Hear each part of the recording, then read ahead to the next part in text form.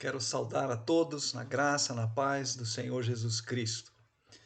Tudo bem com vocês? Eu pergunto isso porque hoje, 13 de junho, lá se vão 90 dias aproximadamente, desde que aqui no Brasil, pelo menos, começaram os efeitos da pandemia com quarentena, isolamento social e tantos conflitos de narrativa enquanto nós estamos aí lidando com toda essa situação. E esse tem sido um tempo em que me proponho a raciocinar, a pensar, a refletir a respeito do que significa de fato a fé cristã, do que significa a minha fé, e qual a diferença que isso tem feito nesse tempo em que as nossas agendas, os nossos planejamentos, eles foram interrompidos, e não por vontade própria, isso nos foi imposto, foram interrompidos. E aqui estamos nós. E qual é a diferença que faz, no contexto atual, você ser um crente em Jesus Cristo ou você não ser? Os valores do cristianismo, eles são contraculturais. Os valores da fé cristã, eles são contraculturais. Eu poderia dizer que eles são supraculturais, porque eu entendo que os valores morais, os valores éticos, os valores de crença do cristianismo, eles estão acima, eles são superiores àquilo que as culturas, e a nossa cultura em particular, elas proporcionam ou propõem. Mas eu gostaria de trabalhar com a ideia de que os valores do cristianismo eles são contraculturais. Eles são valores que colidem, que batem de frente, que confrontam, eu diria até que se opõem aos valores normais da cultura na qual nós estamos inseridos. Quer ver um exemplo? Pensa no que são os padrões de beleza. Qual é o padrão de beleza que hoje é imposto, por exemplo, sobre as mulheres, também sobre os homens? Repara que peso, altura, tamanho da cintura, corte, né, o design, o corte de cabelo, a vestimenta, existem padrões de beleza que são impostos sobre a sociedade. Alguém diz, olha, isso aqui é belo, isso aqui está certo, isso aqui é o mais bonito. Mas esses padrões, eles provêm muito mais de uma percepção cultural, de um raciocínio cultural, e eu diria, em grande medida, de certas preferências culturais ou comunitárias, e esses padrões, então, eles são impostos. E é interessante porque os padrões da cultura, eles muitas vezes nos escravizam. Mas eu não quero falar sobre a cultura, eu quero falar sobre os valores do reino de Deus. E aí eu digo e eu afirmo isso, que a postura e os ensinos do Senhor Jesus Cristo, eles foram contraculturais.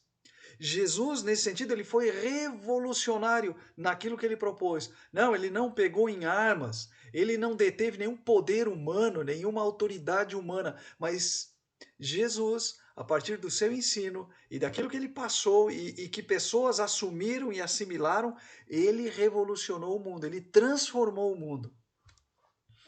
Um estudo atento do Sermão do Monte, e eu quero pedir que você já abra a sua Bíblia em Mateus capítulo 5. Um estudo atento do Sermão do Monte vai mostrar essa contracultura do ensino de Jesus. Quando ele estabeleceu as condições e os critérios pelos quais alguém poderia ser abençoado, ele contrastou fortemente os valores do reino de Deus com aqueles valores que predominavam na cultura do seu tempo. E nós vamos ver que eles confrontam os valores das culturas de todos os tempos. Nas próximas semanas, eu gostaria de meditar com vocês a respeito disso. Vamos observar com atenção uma parte essencial do Sermão do Monte, para nós entendermos o processo, o método, a maneira pela qual Deus deseja nos abençoar. Eu quero começar olhando com vocês para a ocasião em que essa parte do discurso foi pronunciada e a audiência que estava ali ouvindo aquilo que Jesus apregoava. Abra comigo aí Mateus, eu quero um pouquinho antes do capítulo 5, no capítulo 4, versículo 23, veja o que está escrito aí. Jesus foi por toda a Galiléia, ensinando nas sinagogas deles, pregando as boas novas do reino e curando todas as enfermidades e doenças entre o povo. Aqui é o início do ministério público de Jesus. Ele vai iniciar a sua carreira ministerial, que é curta, é algo em torno de 3 anos a 3 anos e meio.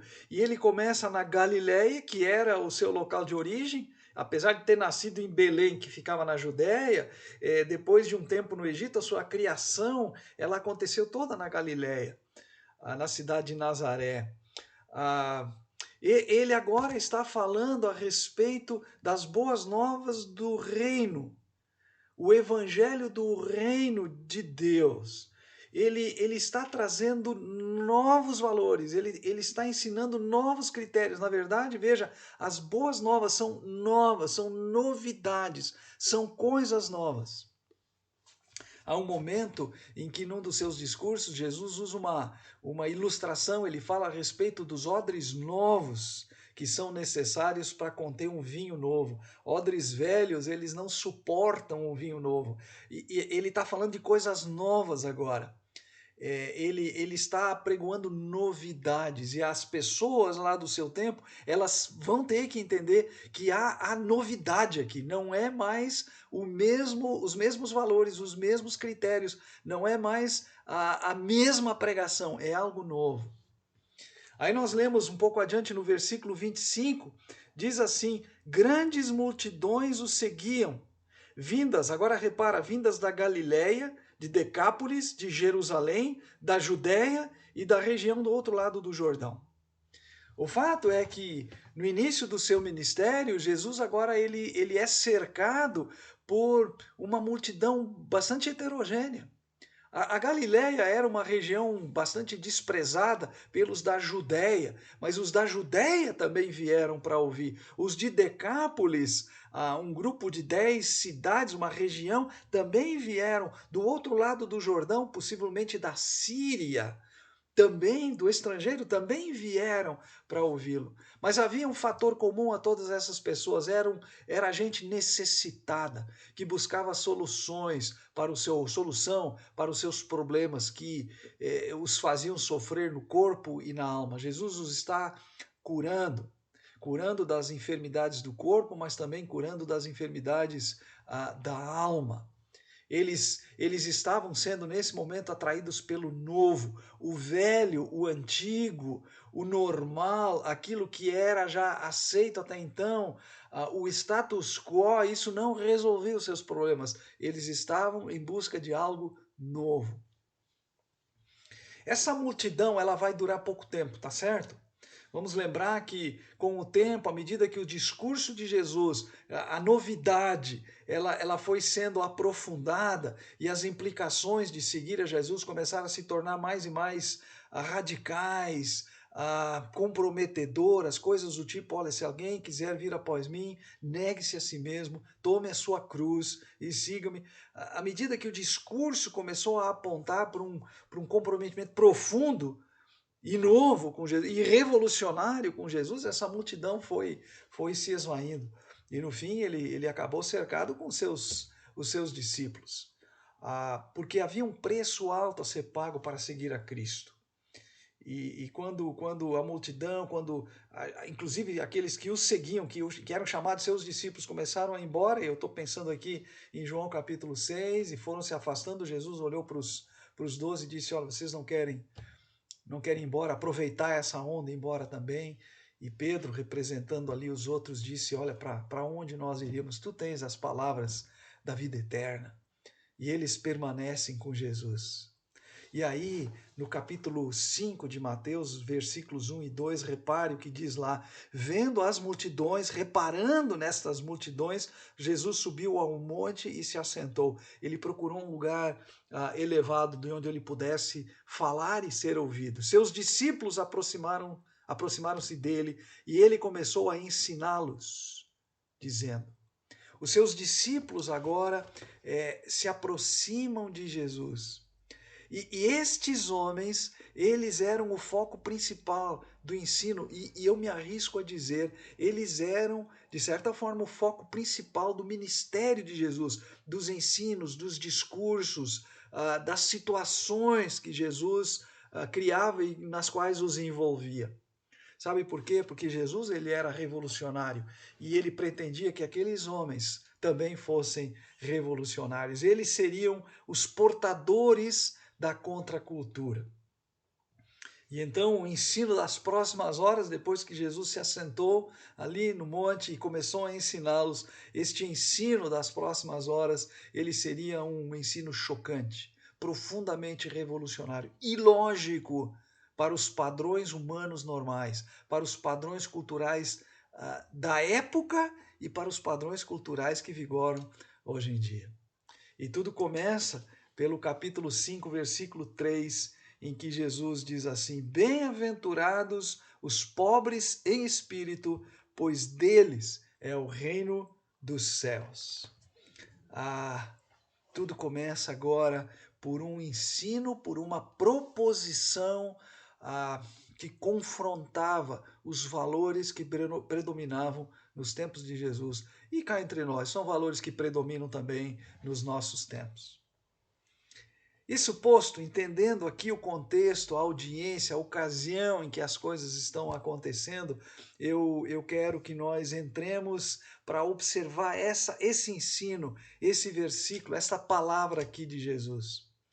A primeira palavra, em todas as assim chamadas bem-aventuranças, que se prolongam aí até o versículo 11 de Mateus 5, a primeira palavra é esta, Makarios. O fato de ser a primeira palavra na frase, e não é só em português, é assim também no idioma em que o Novo Testamento foi escrito, e reflete aquilo que Jesus falou. Ele sempre começou dizendo Makarios, isso identifica uma ênfase. A ênfase está aqui no Makarios. Essa palavra ela tem uma ocorrência grande no Novo Testamento. 50 vezes ela aparece no Novo Testamento. E os três livros principais aqui é Mateus, onde ela aparece 13 vezes, no Evangelho de Lucas ela aparece 15 vezes, e no livro do Apocalipse ela aparece 7 vezes. Aliás, se você quiser um exercício interessante, procure no livro de Apocalipse as 7 ocorrências desta palavra, bem-aventurados ou felizes, como é traduzido em português. Você vai ficar surpreso por aquilo que a Bíblia nos diz, quem são os abençoados, os bem-aventurados do Senhor. Essa palavra, Macários, ela é derivada de um verbo que significa abençoar. Ela ecoa, assim, o conceito de graça. Graça é caris. Macários, caris, ela ecoa, ela lembra o conceito de graça, mas como um substantivo, ela muitas vezes é traduzida pela ideia de feliz. Mas o adjetivo mais exato aqui é abençoado. É assim que, por exemplo, as traduções em inglês, a English Standard, né, a versão padrão americana, a NVI americana, elas traduzem por abençoados são aqueles, ou são os pobres em espírito. As nossas versões em português usam ou bem-aventurados ou felizes. Para nós entendermos o conceito de felicidade, ou de ser ou sentir-se abençoado, eu quero convidar você para abrir a sua Bíblia no livro de Romanos, no capítulo 4, porque aqui Paulo, ele está usando, e eu diria, ele está expondo essa ideia ou esse conceito de abençoado. Lê comigo o capítulo 4 de Romanos, versículos 6, 7, 8 e 9. Repara as ocorrências aqui dessa palavra. Diz o seguinte, versículo 6, Davi diz a mesma coisa quando fala da felicidade da Macarios, do homem a quem Deus acredita justiça independente de obras. Repara que Paulo está dizendo, lembrando Davi, que a felicidade está no fato de você ser justificado, tornado justo por Deus, independentemente daquilo que você fez. Você, na verdade, não fez nada para merecer isso. Aí está o Macarios, aí está a felicidade. Ele continua, citando agora Davi, como são felizes, Macarios, aqueles que têm suas transgressões perdoadas e cujos pecados são apagados. Como é feliz, Macário, a quem o Senhor não atribui culpa. Essa citação dos Salmos, né, de Davi, ela está dizendo que a felicidade está em você ser desta forma abençoado. Você é feliz porque você é abençoado dessa forma. E versículo 9, Paulo conclui: destina-se esta felicidade, este abençoar apenas aos circuncisos, aos judeus, ou também aos incircuncisos, os gentios. Então repara que Macarios, traduzido aí por felicidade, por ser feliz, ela está ligada com esse fato de que algumas coisas acontecem na sua vida, algumas coisas são impostas sobre você, e das quais você não tem o mérito, você não tem nem a iniciativa. É Deus quem torna você feliz. Então, esta é a ideia aqui do Macarios, do abençoado. A noção de uma felicidade que é concedida, que é atribuída, dada como uma graça, dada graciosamente. Por isso que eu enxergo este eco de graça na palavra Macarios. Então, o que nós temos aqui em Mateus 5:3 é Jesus afirmando, declarando a bênção do favor divino sobre a pessoa que tem uma determinada virtude ou uma certa característica. No caso, ser pobre em espírito. Eu pensei numa maneira de nós entendermos esta noção aqui de Deus do ser favorecido por Ele, do ser abençoado por Ele. Estamos aí nessa pandemia. Imagine por um instante que você é contaminado. O coronavírus atinge o seu organismo.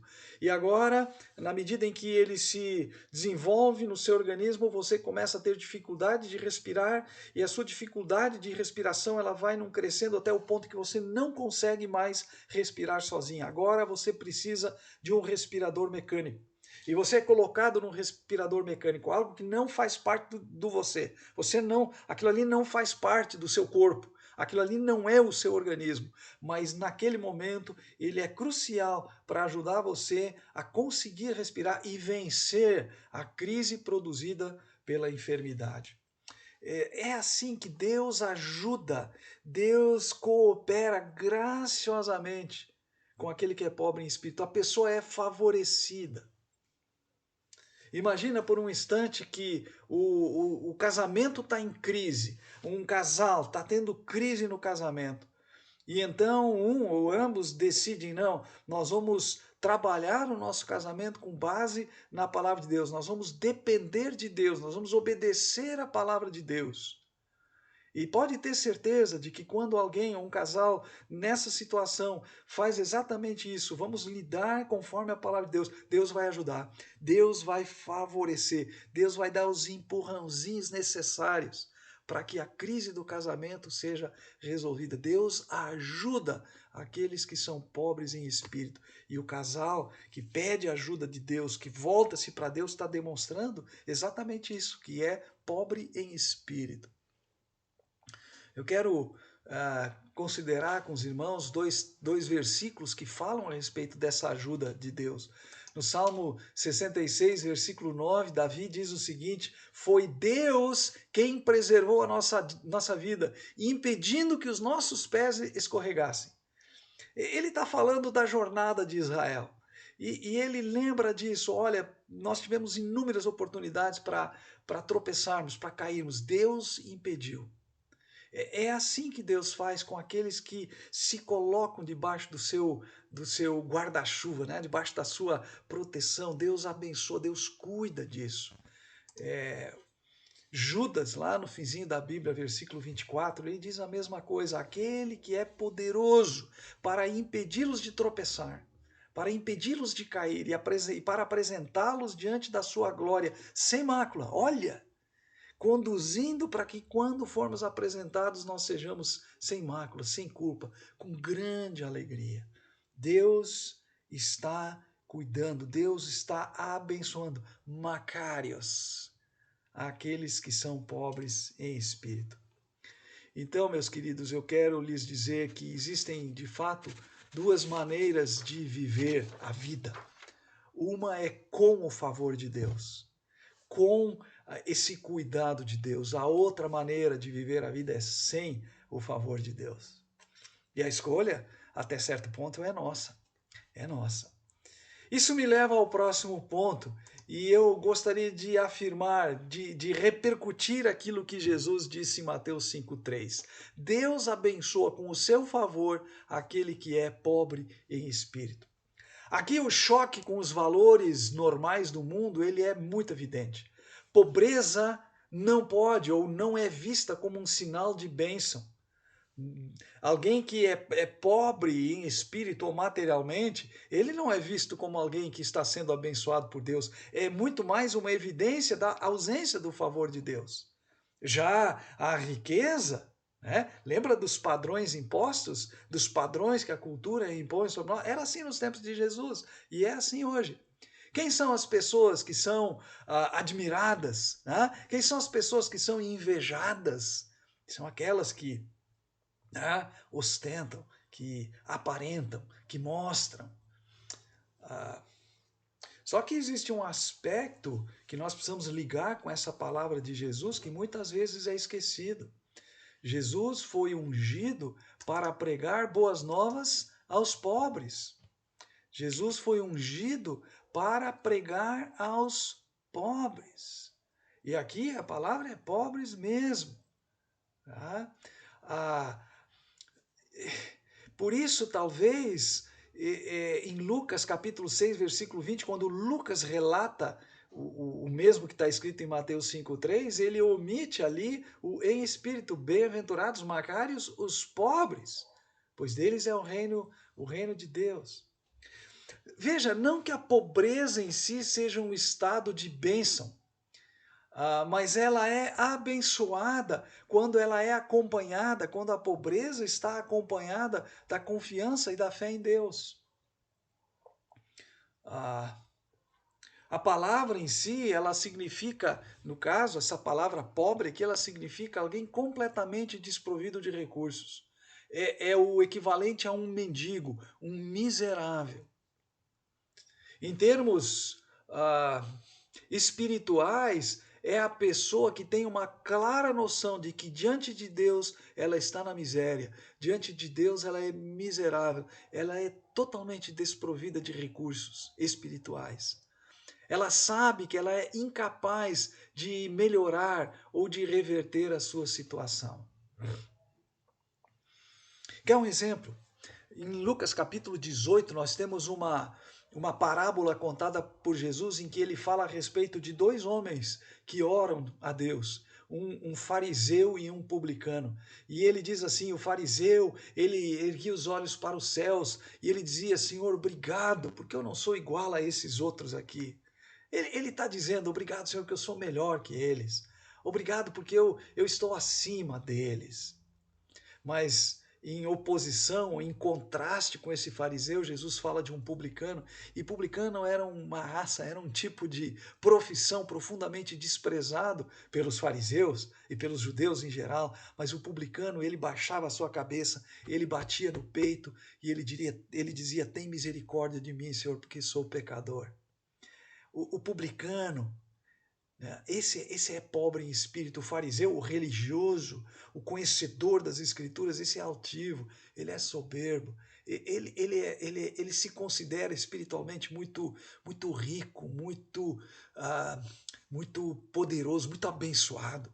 Mas o verdadeiro abençoado é o publicano. Jesus disse, é esse o publicano que foi para casa justificado, não o outro. Nós temos no Salmo 40, Davi dizendo, quanto a mim, Davi, Um dos nossos heróis, Davi dizendo quanto a mim, eu sou pobre, eu sou necessitado, mas o Senhor se preocupa comigo. O Senhor, Ele me abençoa. Existe uma palavra, ou duas palavras, na verdade, do apóstolo Paulo, que refletem esta ideia do pobre em espírito. Em Romanos, capítulo 7, versículo 24, quando Paulo diz assim, miserável homem que sou, miserável. Paulo, miserável homem que sou, eu quero fazer o certo, eu quero fazer o bem, eu não consigo, miserável homem que sou. Mas mais adiante, no capítulo 15 de 1 Coríntios, versículo 10, ele diz assim, pela graça de Deus eu sou o que sou. Repara, o miserável, mas que está debaixo da graça. Um carente, como eu diria, um mendigo espiritual, mas que está debaixo da graça. E a graça de Deus fez com que o miserável encontrasse justificação. Deus abençoa com o seu favor aquele que é pobre em espírito. E qual é a bênção dispensada pelo Senhor? Como diz Mateus 5,3, deles, do pobre de espírito ou em espírito, deles é o reino de Deus. Deles é o reino. São acolhidos no reino de Deus. Eles passam a fazer parte do reino, eles passam a usufruir dos privilégios exclusivos do reino de Deus, privilégios como o da provisão de Deus, da proteção de Deus, da alegria que ninguém pode tirar, da paz, uma vez que eles estão em paz agora com Deus, com o Criador. São acolhidos no reino de Deus e passam a experimentar antecipadamente a vida no reino, a vida eterna. Ela já começa. Os sinais da vida eterna agora já se fazem presentes aí. Tem uma ilustração interessante, novamente eu volto lá ao Evangelho de Lucas no capítulo 14, se você quiser ler do versículo 15 em diante, tem ali uma parábola também muito interessante contada para Jesus, e é importante você observar a audiência, para quem é que Jesus conta aquela parábola. Ele fala a respeito de um grande banquete que um homem resolveu dar, ele queria dar uma festa, ele queria dar um momento, uma homenagem, de alguma forma era um festejo que ele teria, e ele manda convidar as pessoas ilustres lá da sua cidade. E esses primeiros convidados, eles declinam do convite por diversas razões. Eu tenho que ver um campo que eu comprei. Eu tenho que olhar uma junta de bois lá que vai trabalhar. Eles dão uma série de desculpas para não participarem do banquete. Na verdade, Jesus aí está falando de Israel. Israel rejeitou o Messias, Israel não quis o novo. E então, na parábola, aquele homem que teve os seus convidados desistindo do convite, ele diz, chama os seus servos, agora vão pelas ruas, vão pelas esquinas, vão pelos becos aí e convidem os pobres, os miseráveis, os aleijados, traz esse pessoal e de certa forma faz com que eles venham para participar aqui da minha festa. Essa é uma figura para os gentios que são trazidos, são atraídos para o reino de Deus, para esta vida revolucionária de fazer parte do reino de Deus.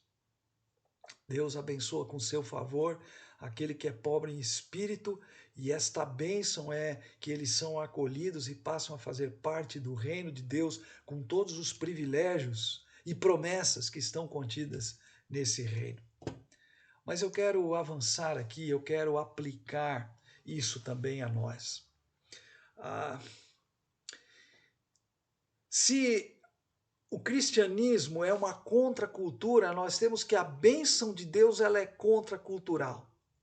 Deus não está, nem o Senhor Jesus, ele não está preocupado em amoldar-se às filosofias humanas e às culturas humanas, mas em revelar os padrões do seu reino e fazer discípulos se amoldarem aos padrões do reino. Quando Jesus fala de pobreza espiritual, talvez para nós entendermos a ideia melhor de pobreza espiritual é repararmos naquilo que pobreza espiritual não é. Pobreza espiritual não é soberba espiritual, altivez espiritual. Pobreza de espírito, ela não fica divulgando seus feitos, falando das suas realizações, chamando a atenção sobre si mesma, falando das suas qualidades próprias. Pobreza espiritual não é autossuficiência e independência em relação a Deus. Lá em Apocalipse capítulo 3, o Senhor Jesus manda uma carta à igreja de Laodiceia, e esta igreja de Laodiceia ela estava incorrendo exatamente nesse problema aqui. Ela se achava grande coisa. Eles diziam para si mesmos: ah, nós somos ricos, nós não temos falta de nada, nós não precisamos de nada. E Jesus diz: na verdade, vocês são pobres, miseráveis. Vocês não sabem a carência em que vocês vivem, não estavam usufruindo do reino, porque se achavam independentes, não precisamos de nada. Pobreza espiritual não é julgar-se merecedor de bênçãos, julgar-se merecedor de certos privilégios. Eu me assusto com tantos que tentam dar ordens para Deus, que tentam decretar aquilo que Deus deve fazer ou deixar de fazer. Eu me assusto profundamente com isso. Isso não é pobreza espiritual, isto é soberba. Julgar-se superior aos outros também não é pobreza espiritual. E aqui há que ter uma palavra aqui para a igreja. Nós, como igreja, temos que cuidar muito para não considerarmos, acharmos que nós somos melhores, de que nós somos os certos, de que os outros precisam de nós, nós estamos acima. Cuidado com isso. Ou a gente mesmo considerando-se: puxa, eu sou mais espiritual que fulano, eu sou mais maduro que o outro. Não, isso não é pobreza espiritual.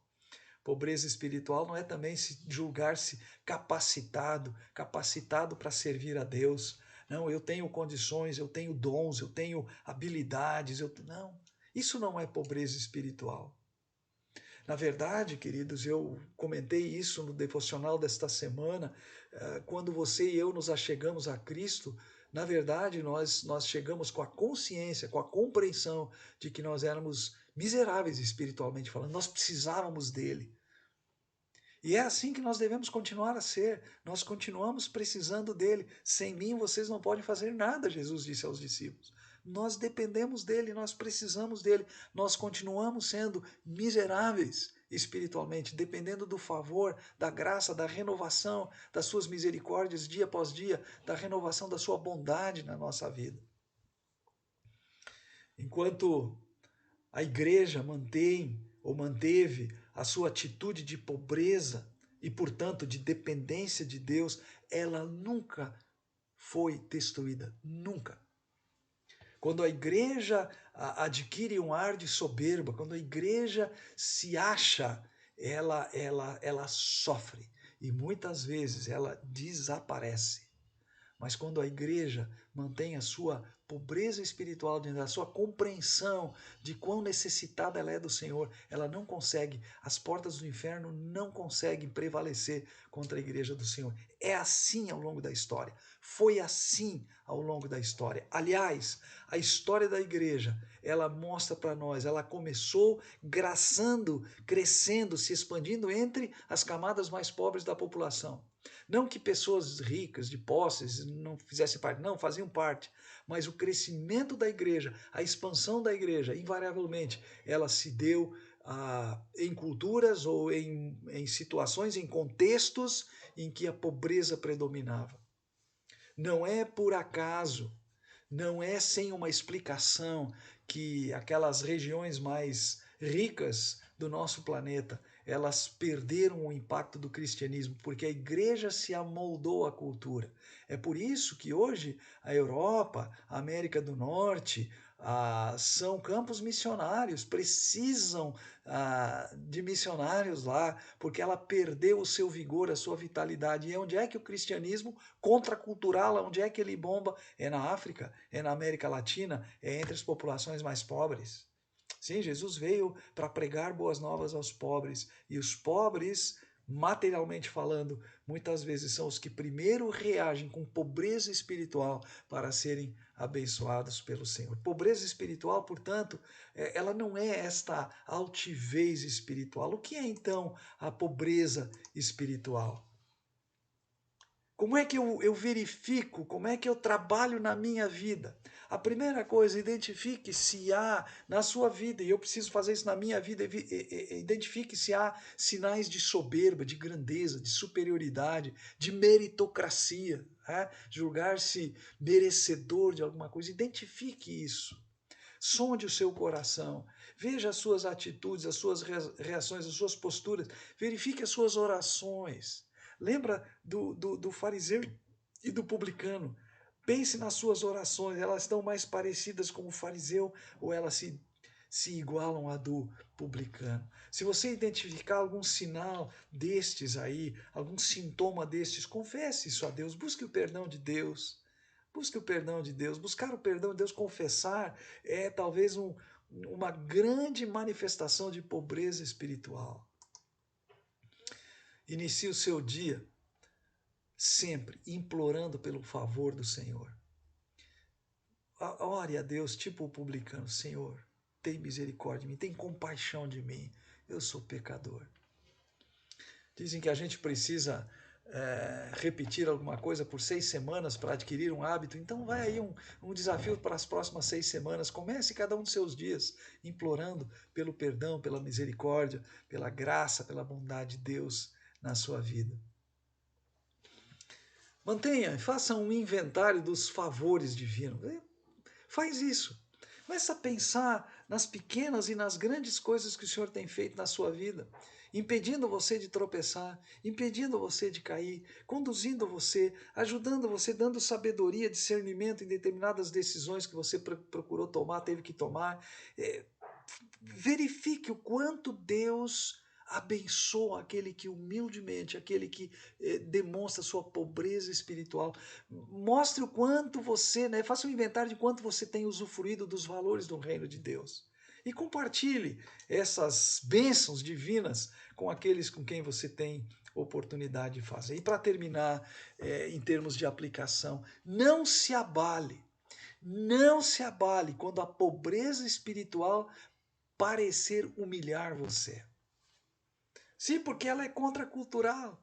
E você expressando pobreza espiritual, vão ter aqueles que vão zombar de você, que vão rir de você, tem aqueles que vão dizer que você é um coitado, tem aqueles que vão dizer que você está fora da casinha, que você é um ponto fora da curva. É isso mesmo. É isso mesmo. Pedro escreveu à igreja do seu tempo, aos cristãos do seu tempo que estavam sofrendo profundamente por serem culturalmente diferentes, distintos de tudo aquilo que a cultura do seu tempo preconizava, que a religião do seu tempo exaltava. Ele diz isso: humilhem-se debaixo da poderosa mão de Deus. É aí que eu tenho que me colocar, debaixo da poderosa mão de Deus, para que no tempo certo, no tempo oportuno, na hora em que Deus julgar necessário, que Ele julgar conveniente, Ele vai exaltar. Devemos ser revolucionários. O Senhor Jesus espera que nós sejamos, mas não do tipo que pega em armas, não do tipo que sai acusando, brigando, não. Do tipo que é. E um grande revolucionário, ele começa sendo pobre, pobre em espírito, dependente de Deus, humilde na presença de Deus. O discurso de Jesus, ele vai se aprofundar ainda mais. Esse é o ponto de partida. Tudo começa aí. É em cima desta pobreza espiritual que outras características, outras qualidades espirituais serão assentadas. E Deus vai abençoar cada uma. Deus garante a sua bênção. Makarios. É a bênção de Deus que faz com que a gente seja feliz diante dele. Desejo a você uma semana muito abençoada. No próximo sábado, nós nos encontraremos de novo, neste mesmo horário, para aprofundarmos um pouco mais o nosso estudo da contracultura da bênção de Deus. Que Deus abençoe você.